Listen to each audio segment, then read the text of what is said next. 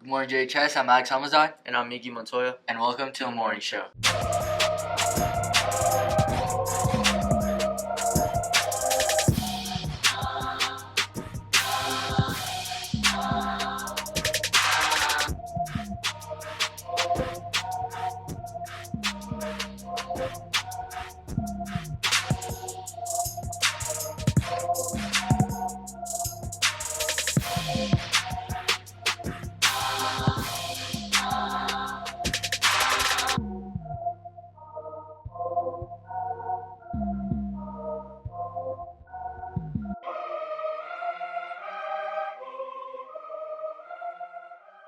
So today we want to congratulate the brand new King and Queen of Courts, Uriah Gill and Aubrey Garcia. The two were voted King and Queen by GHS students, and their crowning took place at the dance on Saturday night. So, did you end up going to the dance? No, I was busy that night. Did you? No, I was busy too. I'm glad Uriah Gill won, though. Oh, I know. He's my dog. This Saturday, February 22nd, the local science fair will be held at the NMSU campus. Starting off Saturday morning, the junior and senior division judging will take place. Then on Saturday evening, the awards assembly will be held at the Grant Auditorium at 7 p.m. On Sunday, the exhibit will be open to the public from 1 to 3. At 3, they will announce the regional exhibitors. In sports news, Kieran Bell and Clemente Garcia became the latest GHS wrestlers to qualify for the state tournament.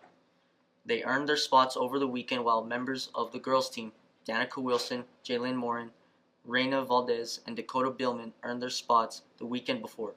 All 6 athletes will be at the Rio Rancho Events Center on Friday, February 21st through the Saturday, February the 22nd, to see how they stack up against wrestlers from all over the state. Also, on Saturday, the GHS powerlifting team will host a competitive event right here on the GHS campus. It's the team's first ever home meet and will take place against the Cleveland Storm. The boys and girls 8 teams will be competing, and the platforms will be ready at 8 a.m. in the old gym. Let's go to Linnea Emerson, who spoke with Kinsey Williams, a female powerlifter who will be competing this weekend. Hello everyone, I'm Linnea Emerson with The Morning Show, and I will be interviewing Kinsey Williams about the upcoming meet this Saturday for powerlifting. When you found out you were competing at home, how did it make you feel? I was definitely really excited because this year, now that we're at home, I get to have family come out and they can watch me compete. Yeah, I think family is always good to have. And for going to state, what place would you have to get in order to go? You'd have to get 8th place or higher in your weight class in order to go to state. Do you think you'll be able to go to state? Definitely. Okay.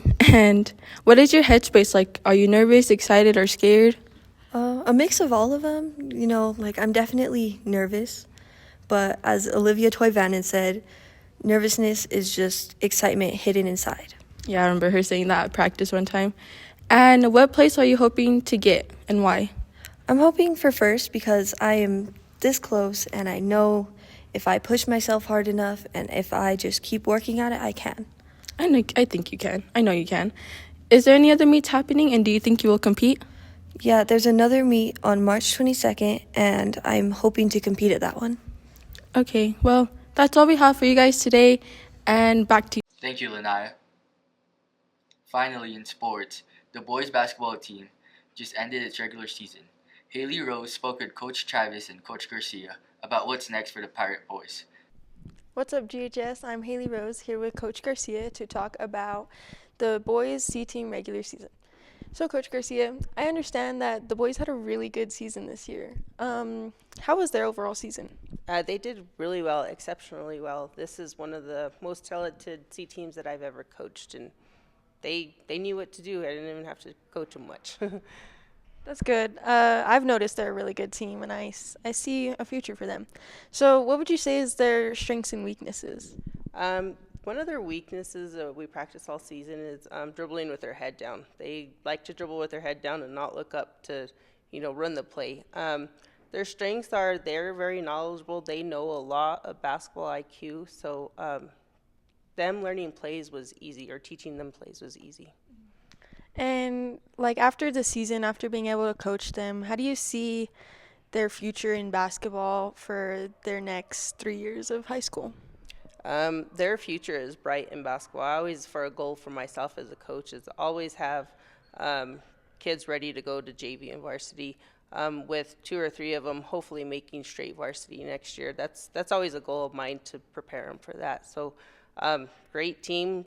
They'll work a lot on the off season in the summer and stuff. So for next year, I see them all flourishing. That's good. And for my final question, how did Milo's dunk play work out? Well, it worked out, but it didn't work out. Well, it was specifically built for Milo. Wanted to get him the dunk.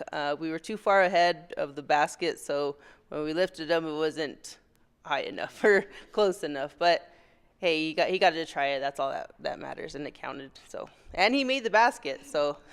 Well, I'm glad you guys had a great season, and I hope that it's even better next year. So thank you, Miss Garcia. Thank you. And thank you, guys. What's up, GHS? It's me, Haley Rose, here with Coach Chavo, and we're going to be talking about varsity basketball today.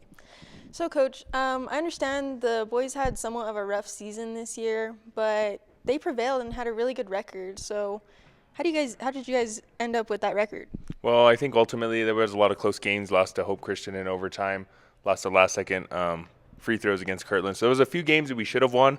They were all close, but we were competitive through it all. Right now we're 500, so we're 13-13, and we're sitting at second in the district right now. So we at least locked up the third place in district, which is great when we look at state seeding. But for now, I was just proud of the guys for the win last night.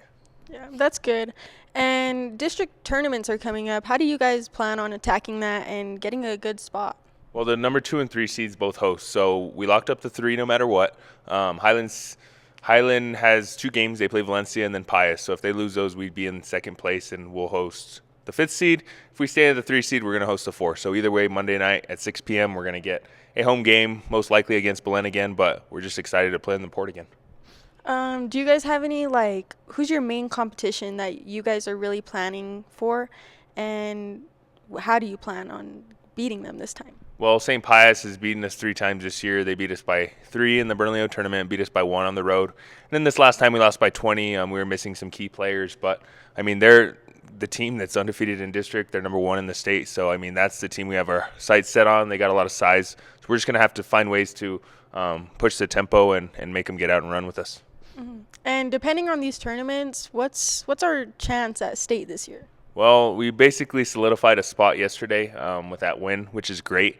But we want to keep winning in the district tournament, make a little bit of a run, give ourselves a better record, and hopefully get in between that 9 and 12 spot. Probably going to head on the road unless we finish second in district. And we're ready for anybody. We're not really scared of anyone. We're playing our best basketball right now, and I'm excited with the momentum we have right now.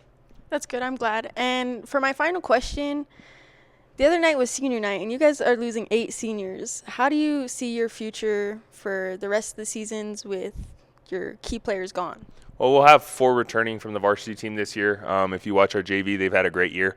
Next man up mentality, and these younger guys are going to have to fill those roles. And it'll take an adjustment period. It's going to take time, but we set these programs up for success, and I think my JV and C-team coach have done a great job preparing these guys, and I think next year we'll be ready to roll.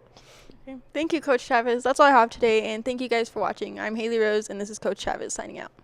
JHS, I'm Carlos Almanza here with the JHS broadcasting team. I'm here with Marissa Marquez and ask her a few questions about girls basketball. So I heard that you got moved up to varsity. Is that true? Yeah. And how does that feel? Feels really good. And, did you put in a lot of hard work to get moved up, or, what? Yeah, I put a lot of work to get moved up. Do you play or not really? I just stress out for now. So do you think next year you'll play more? If I make varsity, yeah. So, Marissa, how did it feel to skip JV and go straight to varsity? It was kind of scary at first, but now I'm used to playing with the big girls, and it's really fun. And how did you think your overall season went individually? I improved a lot since last year, I think. Okay, thank you. Are you a sophomore or junior? Do you currently have at least a 3.5 unweighted GPA? Do you demonstrate good character and leadership skills? Are you willing to volunteer and provide service to the community? Do you have good attendance and are willing to participate in meetings during the school year? Then you might want to be a part of the Grants High School's National Honor Society. If you meet these requirements and are interested in becoming a member of NHS, please attend to today's meeting during Club Day to receive an application to go over information. You can also pick up an application along with 3 teacher recommendation forms in the front office, starting Friday, February 21st. Applications and recommendations are due in the front office on Friday, March 21st, 2025. So please look into this as soon as possible. If you have any questions, please email the address you see on the screen.